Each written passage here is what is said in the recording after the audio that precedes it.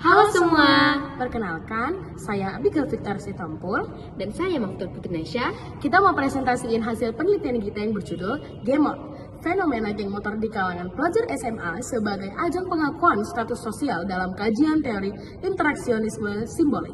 Jadi, geng motor di Medan itu marak banget di kalangan anak SMA. Jadi kita ngambil topik ini karena fenomena geng motor bukan cuma soal tindak kriminal aja, tapi juga ajang pencarian identitas dan solidaritas anak muda yang merasa disisihkan dalam masyarakat.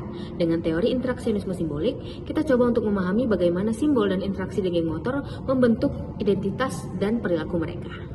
Metodenya kualitatif fenomenologi. Kita gali pengalaman para anggota geng lewat yang pertama observasi, yang kedua wawancara semi terstruktur, yang ketiga studi literatur. Nah, datanya diambil dari cerita para anggota geng yang kebanyakan masih anak SMA di Medan. Untuk mengerti pandangan mereka tentang keanggotaan mereka di geng motor dan simbol-simbol yang mereka pakai di dalam geng motor tersebut. Tujuan dari penelitian ini ada beberapa nih, Cah. Yang pertama, untuk membongkar makna simbol yang digunakan geng untuk identitas mereka. Yang kedua, mengerti gimana sih identitas kelompok terbentuk. Yang ketiga, lihat dampaknya ke interaksi mereka dengan orang lain. Yang keempat, untuk melihat dampak sosial geng motor ini ke masyarakat. Nah, hasilnya, geng motor bukan cuma soal kekerasan. Banyak yang bergabung karena mereka merasa terpinggirkan di lingkungan sekolah dan masyarakat. Mereka melihat geng motor sebagai cara untuk mereka diterima dan diakui.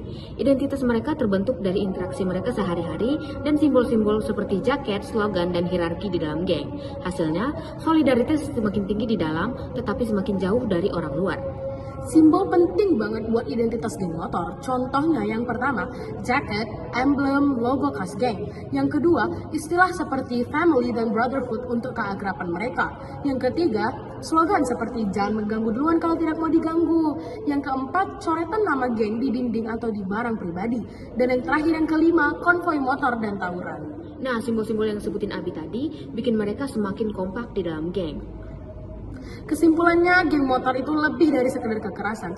Mereka itu sebenarnya lagi cari pengakuan mereka dan tempat untuk dimana mereka diakui lewat simbol-simbol dan interaksi di kelompok. Kita perlu paham maknanya biar bisa kasih solusi yang tepat tanpa kekerasan. Nah, semoga penelitian ini bisa membantu pemerintah, sekolah, dan masyarakat untuk membuat program yang bisa merangkul mereka ke jalan yang lebih positif.